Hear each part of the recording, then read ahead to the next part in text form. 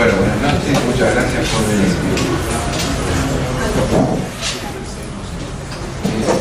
Hoy hubiera cumplido 90 años Jorge Rodríguez Mancini, nuestro querido maestro, el maestro de muchos. Es un día que para nosotros presenta sensaciones diversas.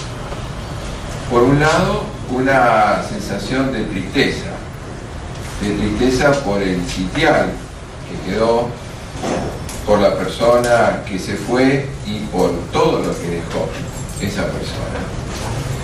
Con su vasta trayectoria profesional, su vasta trayectoria docente, su actividad como publicista, como jurista, y además por haber sido un verdadero maestro. Eso provoca una sensación lógica de tristeza. Y por otra parte, una sensación paradójicamente de alegría. Porque hoy, en este día, que es el día de su cumpleaños, nos da la ocasión de hacer precisamente lo que él quería hacer siempre, que era fomentar la actividad académica. De alguna manera, la riqueza de eso es poder continuar esa obra, seguir fomentándola, seguir fomentando los estudios serios, los estudios donde se admite el disenso, de poder recabar opiniones de un lado, de otro lado, como para poder seguir creciendo en el conocimiento de la disciplina. De la parte de Jorge, es innecesario referirse de que tuvo una actividad que trascendió los límites de nuestro país. Es decir, ha sido un jurista reconocido internacionalmente.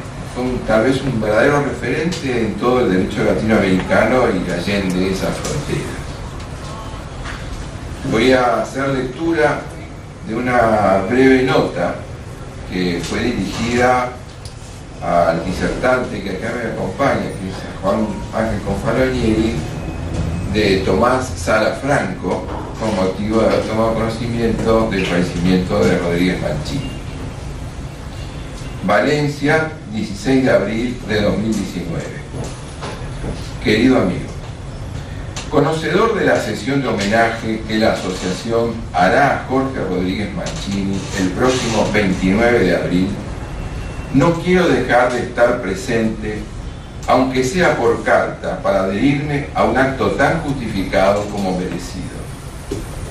Jorge ha sido una de esas personas que dejan huella en lo profesional y en lo personal.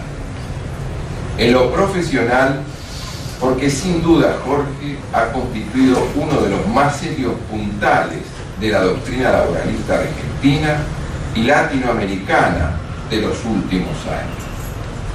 Y en lo personal, porque jamás he conocido una persona tan caballerosa como él y con una simpatía tan seria, valga la aparente contradicción. Hace ya muchos años que le conocí en Buenos Aires y desde entonces me dispensó un inmerecido y cariñoso trato que agradezco muy sinceramente. Mi cariño y mi respeto profesional en el recuerdo por una persona cabal. Un fuerte abrazo, Tomás Sala Franco.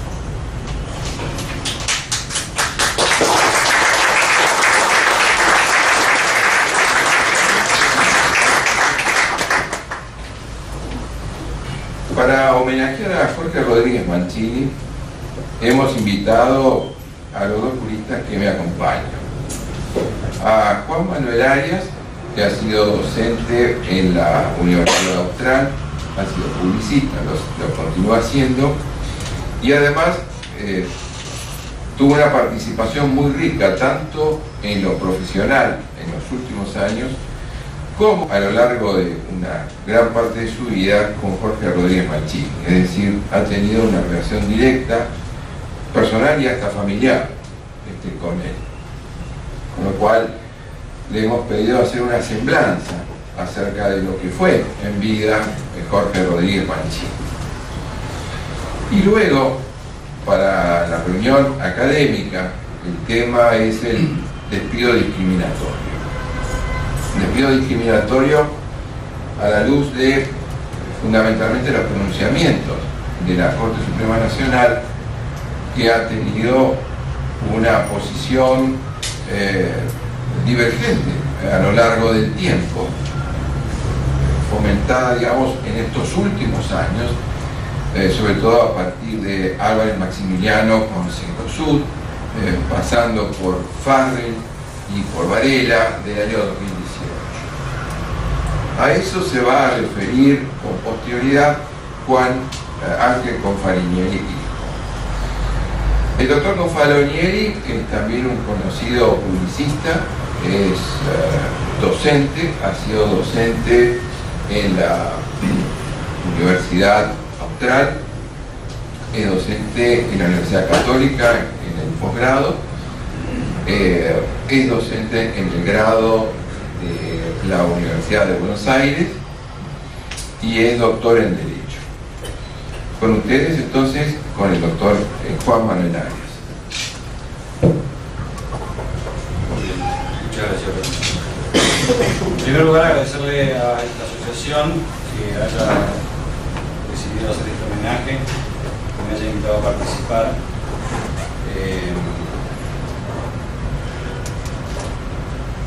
Y agradecerles a ustedes también que estén acá homenajeando a Jorge.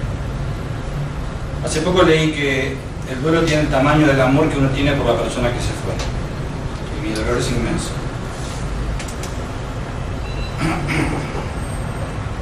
Siento una gran pena al leer estas líneas. Una doble pena. Como saben, recientemente también murió Chicha, la esposa de Jorge. Una segunda madre para mí, como dice el dicho, detrás de todo gran hombre hay una gran mujer. Chicha lo era. Rindo este homenaje con el ánimo de expresar mi franca y permanente gratitud por este cruce de caminos. Y por aquello de Tim Burton, en el sentido de que recordarlo es la forma de hacerlo inmortal. Jorge será inmortal para mí y para toda mi familia. Y siempre lo recordaremos en su mejor versión. Debo anticiparles que me tomaré la licencia de escribirlo a través de mis propias vivencias y no solo por su rol profesional o académico, que todos reconocen, sino también haciendo énfasis en su conducta, valores y principios que destacaron a lo largo de toda su vida. La propuesta de preparar esta semblanza me permitió repasar una larga lista de momentos, anécdotas y emociones compartidas a su lado. También de pensar sobre el misterio de la sincronicidad en nuestras vidas.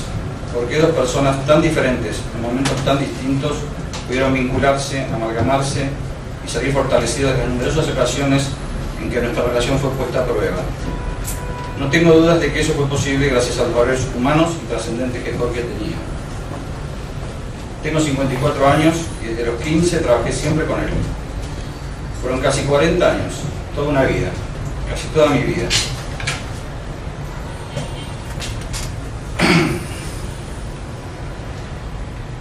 Jorge Rodríguez Mancini fue un gran juez, eximio jurista, reconocido maestro y prolífico publicista. Residió en la Universidad de Buenos Aires en 1953, se desempeñó en la Administración de Justicia a partir de su cargo de secretario del Tribunal de Trabajo de la Provincia de Buenos Aires, primero en el Tribunal de Trabajo de Mercedes y luego en el Tribunal de Trabajo 2 de Morón.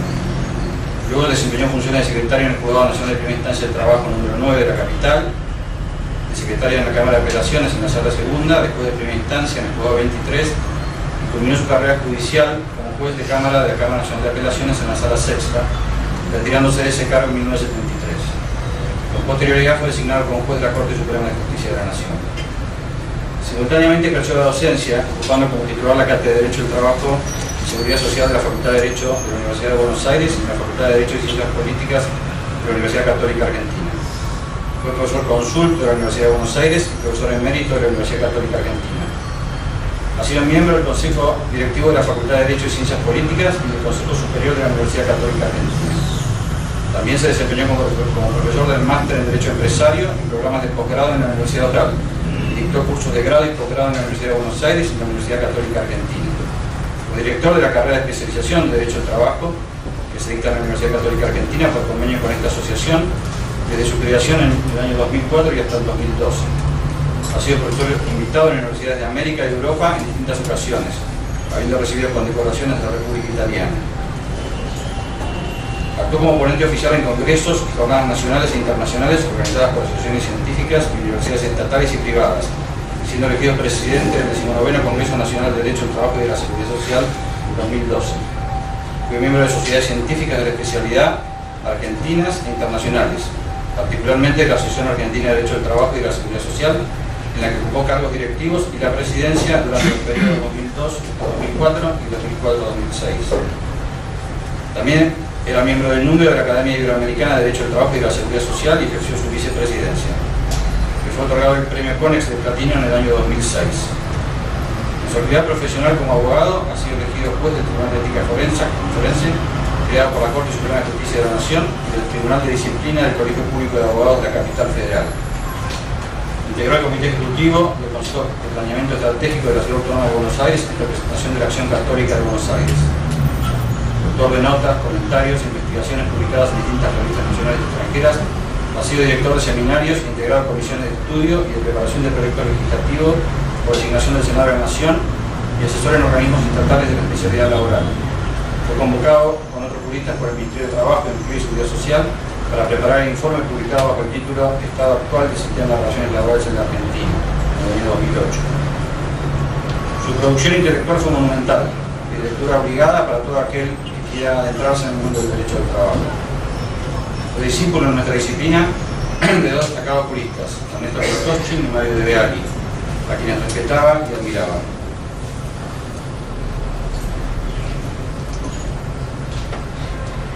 Sin embargo, lo que acabo de denunciar no describe cabalmente lo que en verdad Jorge fue en vida, ya que omite aspectos fundamentales de su humanidad, aquello que lo hizo único e irrepetible. Hijo de inmigrantes europeos, se formó en la escuela pública, el Colegio Mariano Moreno y luego la Facultad de Derecho y Ciencias Sociales de la Universidad de Buenos Aires, lo tuvieron como alumno destacado. De profunda fe cristiana, desde sus juveniles años participó activamente en la Acción Católica Argentina, donde conoció el amor de su vida, Chicha, como él la llamaba. Se casó a los 27 años, tuvieron a Santiago, su hijo, al que amaba por sobre todo y todos. Siguiendo el mandato religioso, vivió fielmente junto a su esposa hasta que la muerte los separó, 62 años después. Él tenía 50 años cuando nos vimos por primera vez en 1979. Había ingresado como cadete del estudio de abogados consultores en la calle Viamonte y compartía con sus amigos, socios y ex jueces de la Cámara Nacional de Relaciones de Trabajo, los doctores Humberto Podetti y Justo López, y también con el ex camarista no comercial doctor Héctor Pascual. Fue un estudio de gran prestigio que habían formado luego de su paso por la magistratura, a la que había dedicado casi 20 años de su vida. Era un hombre joven, potente, inteligente y serio. Su presencia imponía respeto, pero al poco de conversar se volvía más cercano y accesible. A pesar de todo lo vivido, siempre lo traté de usted o de doctor.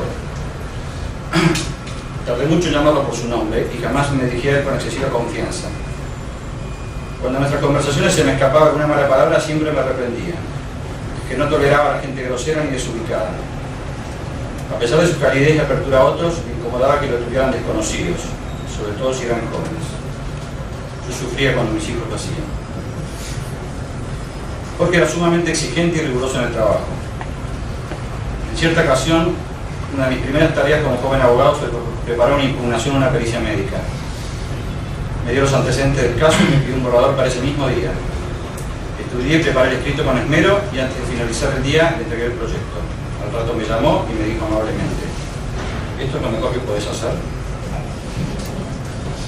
Dudé y le respondí que no, que prepararía una mejor versión. Me quedé toda la noche despierto, estudié antecedentes médicos, revisé la jurisprudencia y agregué citas doctrinarias. En la mañana siguiente presenté el nuevo escrito, corregido y mejorado. Al mediodía volvió a llamarme para preguntarme con los papeles en la mano: ¿esta es tu mejor versión? Sin dudarlo, con algo de vergüenza y también de fastidio, le dije que podía hacerlo mejor. Y redoblé esfuerzos para completar mi información en tiempo récord, pues el plazo estaba próximo a vencer. Revisé la sintaxis, la ortografía, agregué una cita adicional y esa misma tarde se lo entregué. Pero volvió a decirme por tercera vez: ¿esto es lo mejor que puedes hacer, no es así? A lo que respondí exhausto: sí, doctor, es lo mejor que puedo hacer. Tras lo cual replicó: bueno, entonces entonces ahora sí lo voy a leer. A la distancia puede parecer algo duro, pero para mí fue una lección que me sirvió para toda la vida. Con el paso del tiempo, aquella sociedad cambió y dio lugar a una nueva que llevó nuestros nombres y que perduró por más de 30 años hasta el día de su fallecimiento. Junto a Marcelo Mentasti, Pablo Vázquez, Gonzalo Fernández Sasso, Patricia Borrassi y Olga Balsanti, formamos un gran equipo de trabajo basado en un vínculo de respeto recíproco y profunda amistad. Jorge fue nuestro guía y hombre de consulta permanente hasta el final de sus días. Siempre tuve una gran admiración por quien fue inicialmente mi jefe y mentor, convirtiéndose luego en maestro y socio, para finalmente honrarlo, cuidarlo y quererlo con amor filial hasta el final de sus días. Su muerte no solo puso fin a esa sociedad, sino que también cambió mi vida definitivamente.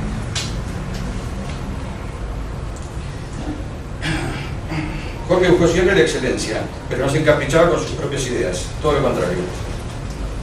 Se entusiasmaba cuando las ponían a prueba con argumentos inteligentes y sólidos. Juan Confalonieri, Ricardo Foglia, Luis Ramiro Boscos y tantos otros aquí presentes son testigos fieles de estas tenidas intelectuales que tanto lo animaban. Yo nunca tuve nivel académico para poder discutir con él, no obstante lo cual, su generosidad hacía que me comentara sus ideas y enviara sus escritos antes de publicarlos, para que les diera mi opinión. Hubiera querido aportar algo más, pero pocas veces pude hacerlo.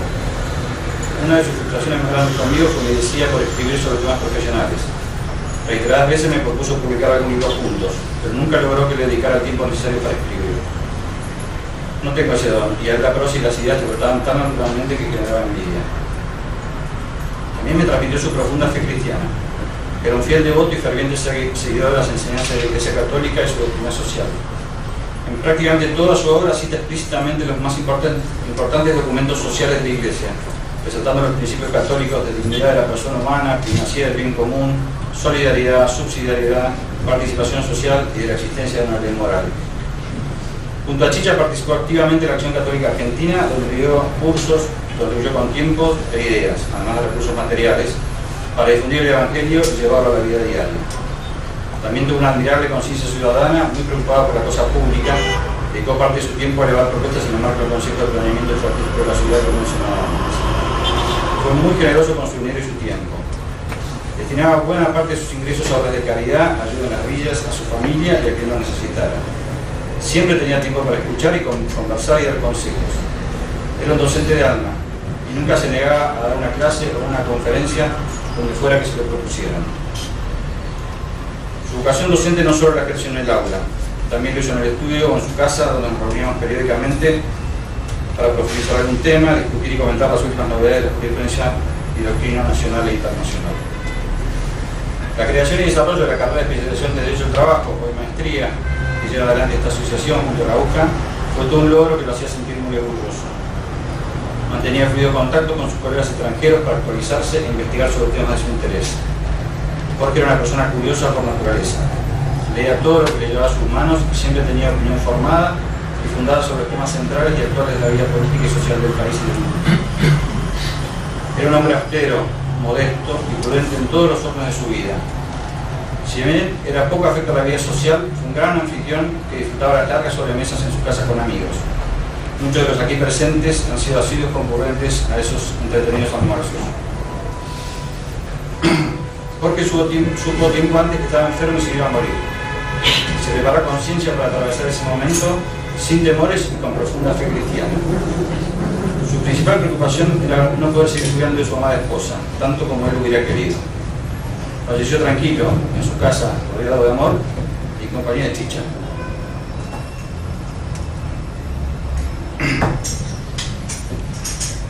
Como dije al principio, no quiero que su vida se desvanezca. Quedan sus obras, quedamos nosotros, queda su memoria, los recuerdos y su legado. Debemos seguir con su legado. Jorge fue honesto, humilde, sincero, generoso, comprensivo, justo, amistoso, leal, compasivo, sencillo, amable, un caballero. Podría yo seguir con una más larga lista de adjetivos, pero permítanme abreviar y utilizar una descripción que condensa lo que para mí fue y representa mi querido maestro. Lo diría así. No fue ni un héroe ni un santo, fue cercano como un padre. Fue un ejemplo de lo que debe ser un hombre. Fue un hombre bueno.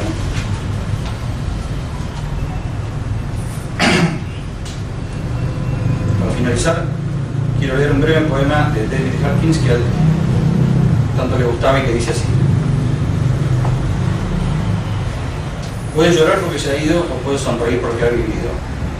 Puedes cerrar los ojos y rezar para que vuelva, o puedes abrirlos y ver todo lo que te ha dejado. Tu corazón puede estar vacío porque no lo puedes ver, o puede estar lleno del amor que compartiste. Puedes llorar, cerrar tu mente, sentir el vacío, quitar la espalda, o puedes hacer lo que a él le gustaría: sonreír, abrir los ojos, amar y seguir.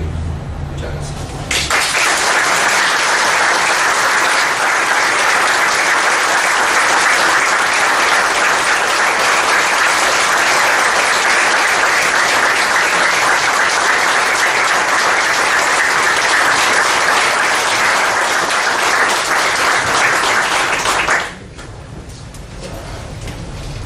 Bueno, vamos a dar comienzo con la actividad académica propiamente dicha. Las palabras son muy emotivas y también es muy emotivo, digamos, el sentimiento que expresa Juan Manuel. Le vamos a dar paso entonces al doctor Juan Ángel Confalonieri para que pueda exponer sobre el despido discriminatorio. Muchas gracias, Lorenzo. Muchas gracias a todos ustedes por estar presentes y acompañarnos en este acto tan emotivo, tan sentido. Me lo has hecho difícil.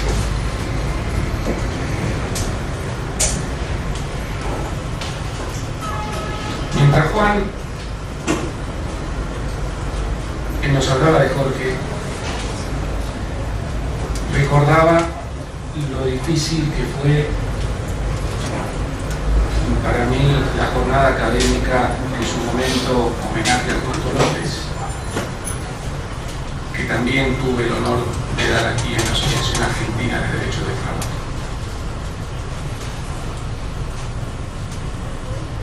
Y esto lo supera.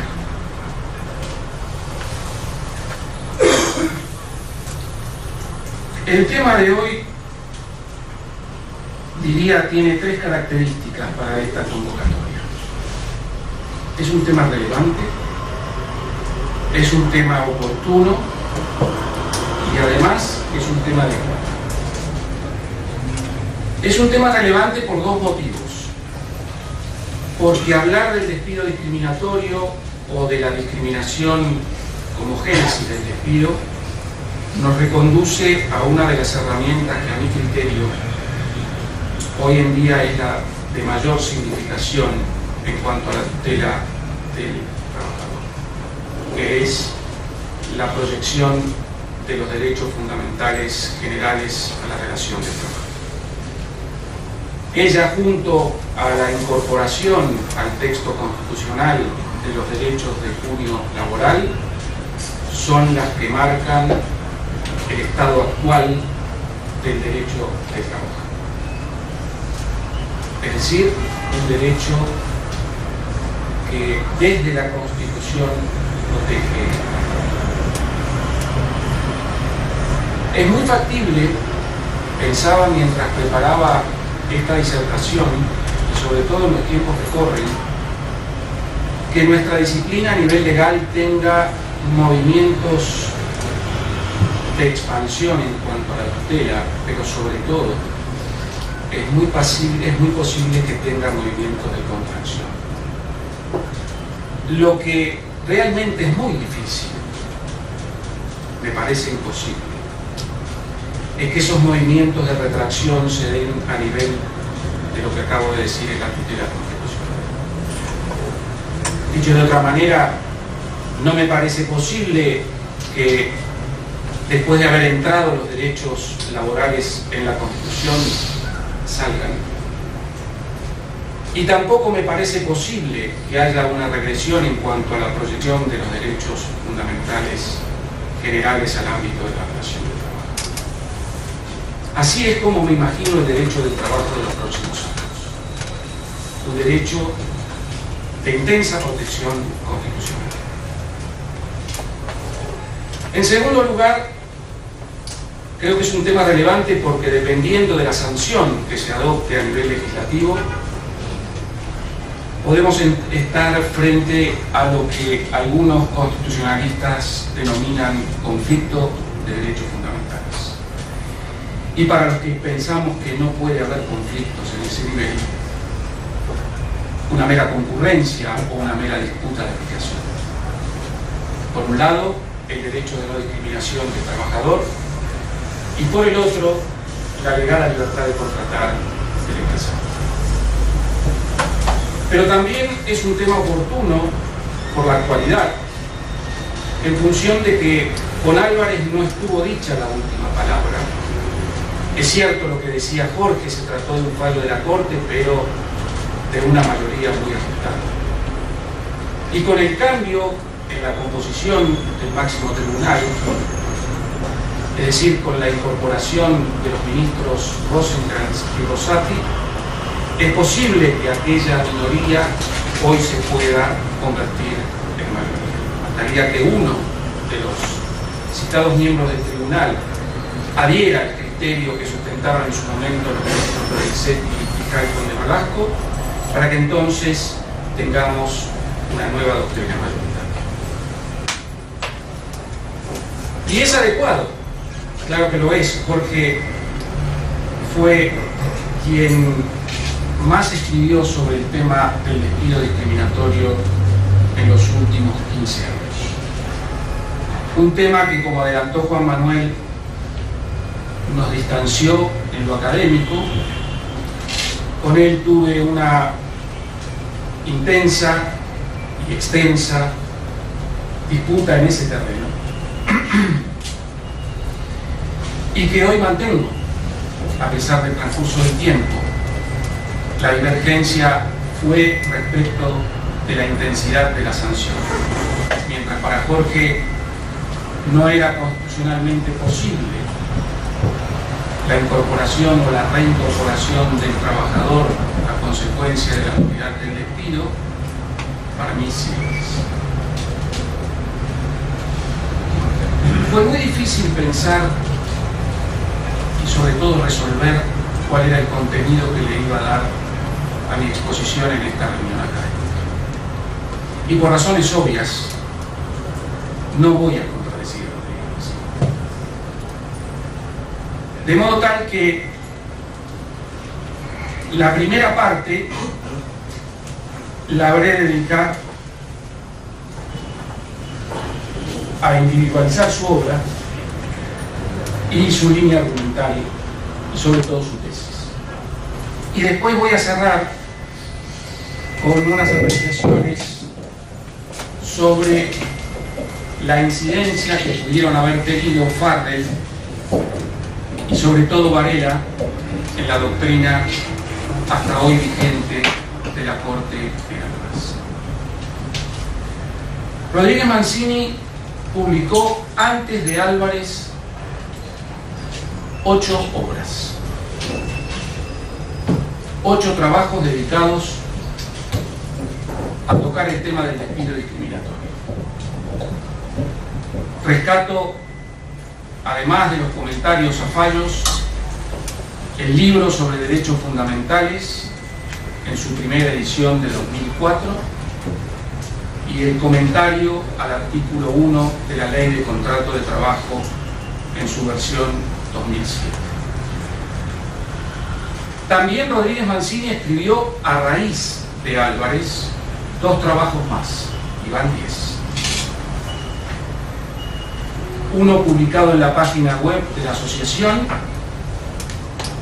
en el que hacía referencia a la estabilidad impropia de la doctrina Álvarez como consecuencia de esa acostada mayoría, y también el comentario renovado al artículo 1 de la Ley de Contrato de Trabajo en la obra que él dirigió, Ley de Contrato de Trabajo Comentada, edición 2013, para decir cuando ya la Corte había dictado la sentencia. Y también escribió, después de Álvarez, 2 notas a fallo. Una al caso Cejas, que había seguido la doctrina Álvarez, su propia corte, y la última, a 2 meses de su fallecimiento, una nota al caso Varela, sobre el que dijo: no es otra cosa que una profunda ratificación de la doctrina Álvarez.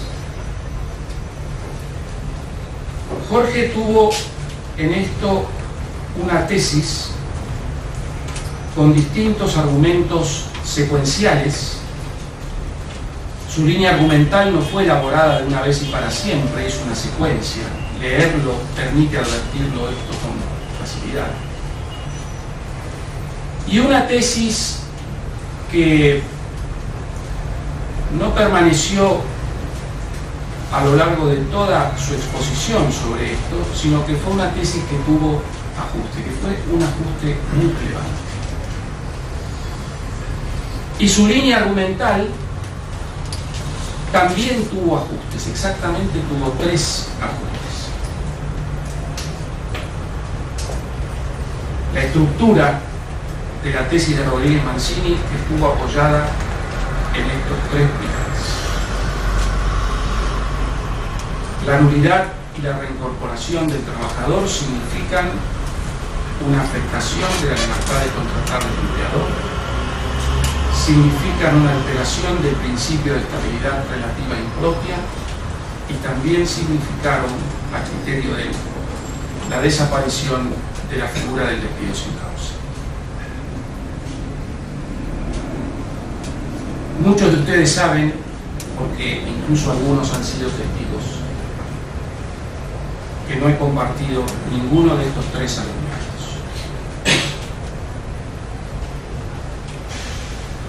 Primer argumento en el razonamiento de Rodríguez Mancini: la violación de los deberes de trato igual y de no discriminación representa un grave incumplimiento que no sobrepasa la órbita de lo contractual. Y esta conclusión, tampoco compartida, fue elaborada a partir de una distinción entre derechos fundamentales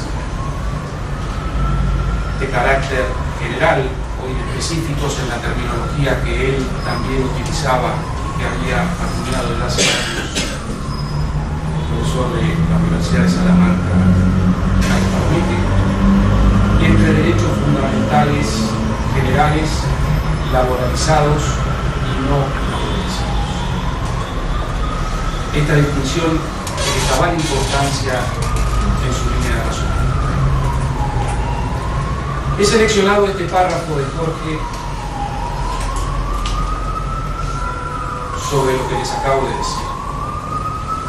Son varias las manifestaciones que en nuestro medio se han registrado acerca de la configuración de violaciones al deber de trato igual, extendiéndose llamativamente en los postulados judiciales, a veces no con demasiada coherencia, como queriendo dar un matiz más impresionante a lo que no es otra cosa que un grave incumplimiento de deberes contractuales. El segundo argumento, siempre antes de Álvarez, fue la identificación del despido discriminatorio con el despido sin causa. Para Jorge, el despido discriminatorio en esta época, el despido discriminatorio, reitero, no era un despido autónomo, sino una variante dentro del despido sin causa. Y lo decía de esta manera contundente: cuando el legislador constitucional o infraconstitucional ha incorporado un derecho fundamental inespecífico al campo específico del derecho del trabajo, ha producido un acto de reglamentación. Es precisamente este el caso del artículo 245 de la LSP, que indica claramente que cuando se produce un despido sin causa, surge un efecto concreto, cual es la obligación de abonar la indemnización allí establecida. En este sentido, aunque se lo considere un acto ilícito y en particular cuando lesiona un derecho fundamental, Lo cierto es que la ley tiene un efecto previsto desfavorable para el incumplidor y consiste únicamente en el pago de una indemnización.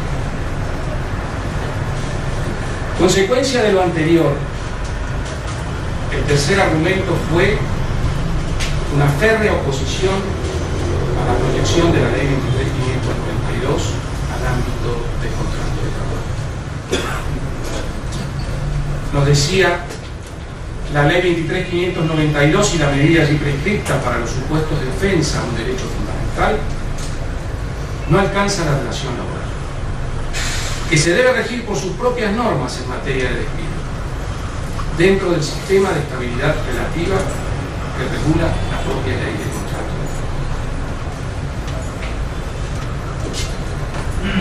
El cuarto argumento, que es, dentro de su extensa línea argumental, el primer pilar al que hice referencia anteriormente,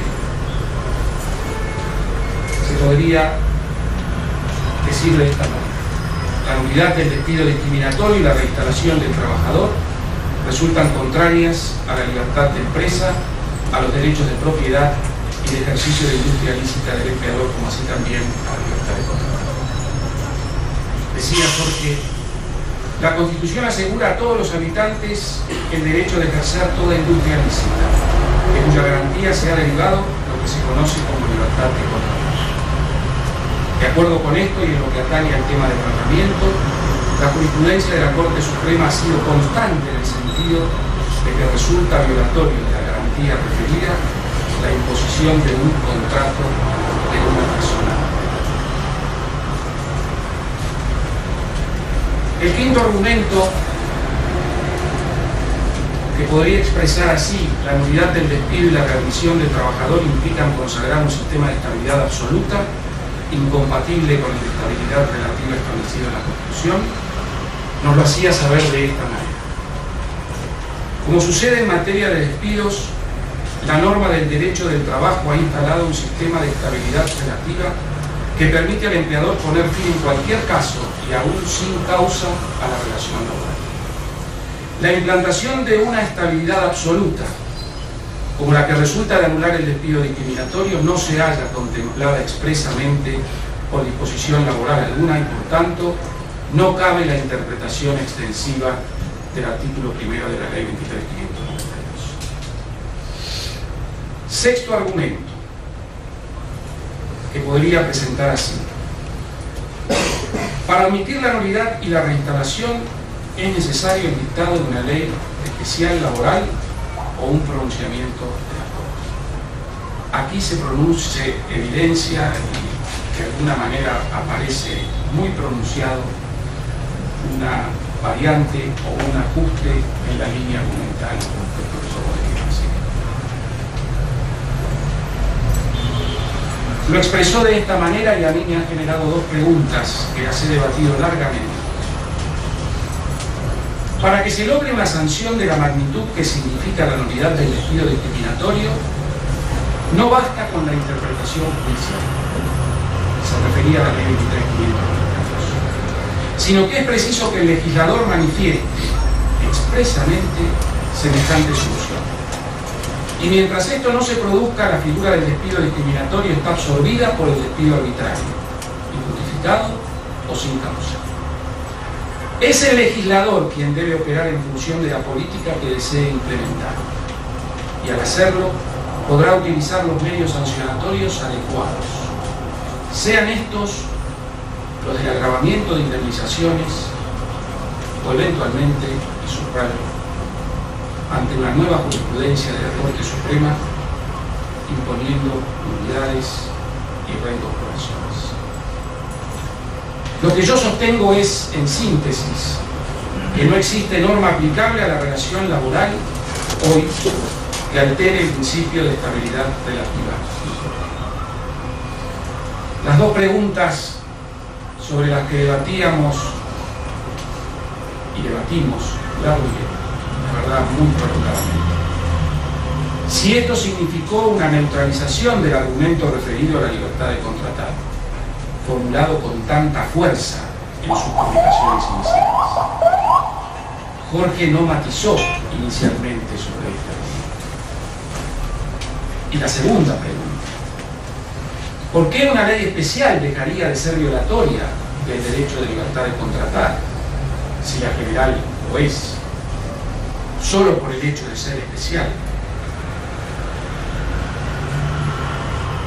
La respuesta que daba era precisamente en ese sentido. Solamente una ley especial podía tener la aptitud para apartarse de la solución prevista en la Constitución Nacional para el despido sin causa. El séptimo argumento, referido al artículo 47 de la Ley 23.551, como cuerpo extraño dentro del modelo de preferencia del sindicato con personería de ley. Y nos lo decía de esta manera: sin duda que el comportamiento antisindical comprende acciones dirigidas contra cualquier trabajador, pero no podría aplicarse la norma, el artículo 47, al caso de los despidos por su incompatibilidad con el sistema de estabilidad general. Concretamente, los despidos que comporten conductas antisindicales respecto de los sujetos que no están tutelados por la ley sindical deberán ser sancionados con el régimen general de los daños, adicionando las soluciones de la propia ley de contrato de trabajo. El octavo argumento tiene que ver o se inserta dentro de un comentario al caso Álvarez en su versión de la Sala Segunda de la Cámara del Trabajo. Y también a raíz de este comentario es que le sugería si esto representaba un ajuste del ajuste de ese argumento tan férreo inicial sobre la imposibilidad de violación de la libertad de contratar. Jorge nos decía en ese comentario, o mejor dicho, lo finalizaba, diciendo esto: el juez Massa no deja de señalar las preocupaciones que suscita el sistema y espera una solución legislativa adecuada. Nosotros también. Pero aquí no dijo Jorge que era una legislación adecuada. Si esta legislación adecuada venía por el lado de la ley especial o si también podría ser por el lado de una ley general. Y tampoco expresó, y tal vez haya sido un adelanto su silencio, absolutamente nada sobre la posibilidad de cambio a raíz de la jurisprudencia de la Corte a la que se había referido como apertura para el cambio en el razonamiento que les comentaba anteriormente. Es muy posible que haya anticipado uno de los argumentos que desarrolló a raíz de Álvarez. Y el noveno argumento, para terminar y cerrar la etapa anterior a Álvarez, es aquel en el cual él trazó una distinción entre el acto del despido sin causa, para él siempre ilícito y por lo tanto eficaz, es decir, que identificaba eficacia del despido con licitud, separándose de esta manera de las enseñanzas del maestro Antonio. Pero a su vez decía que al lado de este despido conjuntamente con él transitaba el acto de la discriminación, siempre ilícita, que debería ser sancionado independientemente del despido sin causa. Y aquí también nos anticipa algo de lo que va a ser el ajuste de su tesis respecto de la sanción. El despido, decía, con causa o sin ella, es una facultad o derecho del empleador porque se trata de un acto que es capaz de extinguir la relación laboral. Lo cual no obsta que el acto ilícito que le está añadido cuando media una conducta discriminatoria sea motivo de sanción aparte. En esto acepto, y aquí su matización, que como se trata de un acto ilícito, pueda pensarse en el efecto propio de las nulidades, que es retrotraer las cosas al estado anterior. Pero inmediatamente recuperaba su línea argumental y nos decía: chocamos en este caso con que el vínculo ya quedó extinto. A raíz de Álvarez, Jorge completó su línea argumental con dos argumentos.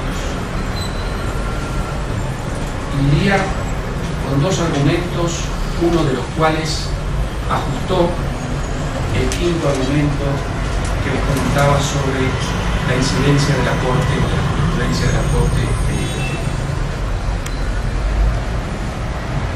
Si bien es cierto que en aquel momento nos decía que un cambio de jurisprudencia en la Corte podía habilitar el dictado de una ley especial que consagrara la sanción de nulidad y combinara al empleador a reincorporar al trabajador despedido, a raíz de Álvarez incorpora un razonamiento muy interesante propio de la teoría general del derecho, que es el consecuencialismo en la sentencia de los jueces. Y ahí nos decía Jorge: no ha interesado a los jueces, se refería a los jueces, cuáles pueden ser las consecuencias de la doctrina que adoptan y que representa, al fin y al cabo, la desaparición por obra jurisprudencial de la norma de la ley de contrato que admite el despido sin causa.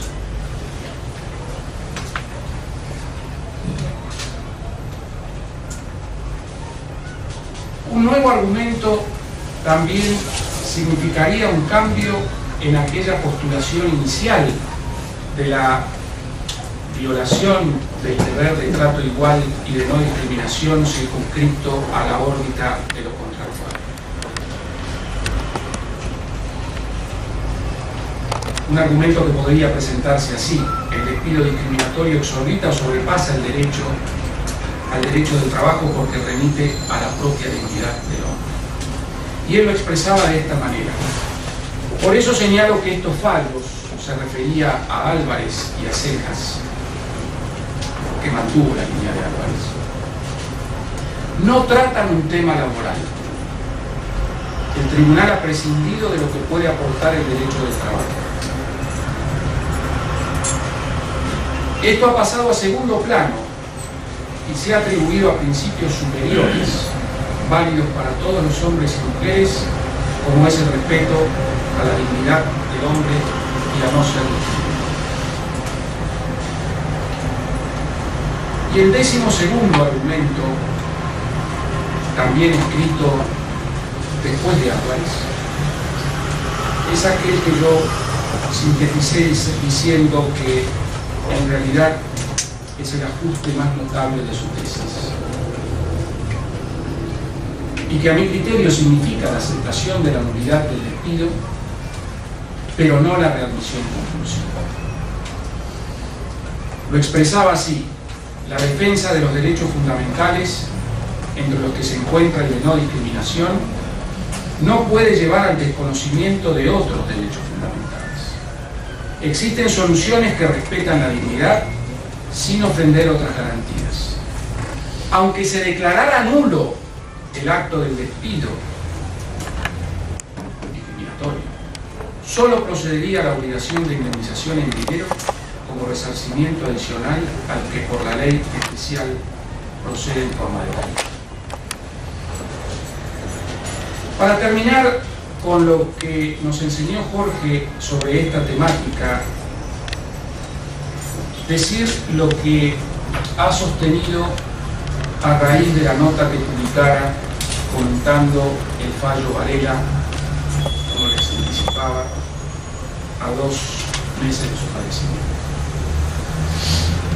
Para Jorge, Varela disco significó la ratificación de la doctrina de Álvarez. También debatimos sobre esto y con suma lucidez de su parte. Él estaba convencido que la doctrina de Varela significó una ratificación contundente de la doctrina a otras personas. Y así lo expresó por escrito. Dijo: surge de este fallo Varela la casi totalidad de los miembros de la Corte ratifican de manera expresa la doctrina Álvarez. Y cuando dijo la casi totalidad, no lo dijo porque Rosati haya votado en disidencia, sino que lo dijo porque no había votado lo del centro.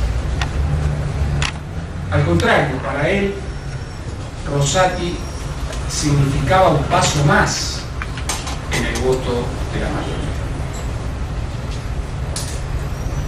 Lo que acabo de explicar es la visión que nos ha dejado Jorge, seguramente la más importante, la mejor elaborada, con más tesón,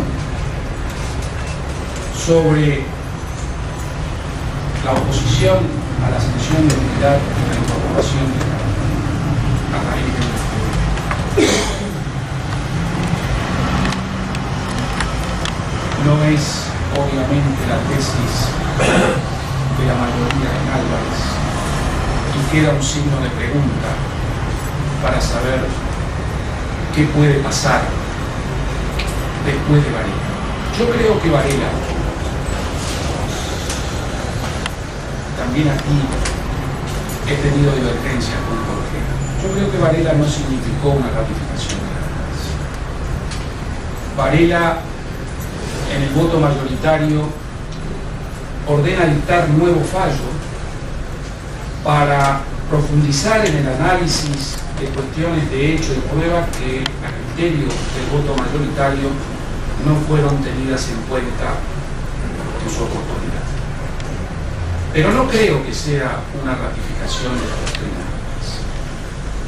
Mucho menos Farrell, porque a diferencia de Varela, en el cual el tema de controversia federal fue la nulidad y la incorporación del trabajador, la nulidad del despido y la incorporación del trabajador, en Farrell la materia de controversia federal fue la procedencia de una indemnización de daños como consecuencia de un acto discriminatorio. Por último, una breve reflexión sobre un reciente fallo de la Sala Séptima en autos Ceballos Concilie, exactamente del 13 de febrero de este año. Lo único que voy a decir es que, a mi modo de ver, se trata de un fallo que se aparta ostensiblemente de la doctrina de la Corte aún vigente. Porque si bien es cierto, consideró que estábamos ante un despido discriminatorio, no aplicó la solución de la nulidad y la reincorporación, alegando que esto significaba ir contra el régimen de estabilidad relativa, ni más ni menos que el voto minoritario de la Corte. Pero también se apartó de la Corte, porque no dio ninguna fundamentación razonable y seria para explicar por qué se apartaba de la doctrina. Lorenzo, muchas gracias de nuevo por la convocatoria. Juan, a vos por tu discurso. A todos ustedes por habernos acompañado en este acto tan merecido por el homenajeado, como sentido por todos nosotros. Cierro de esta manera la exposición, recordando también a Chicha, que decidió no acompañarnos en esta oportunidad, sorpresivamente, y la verdad, bien que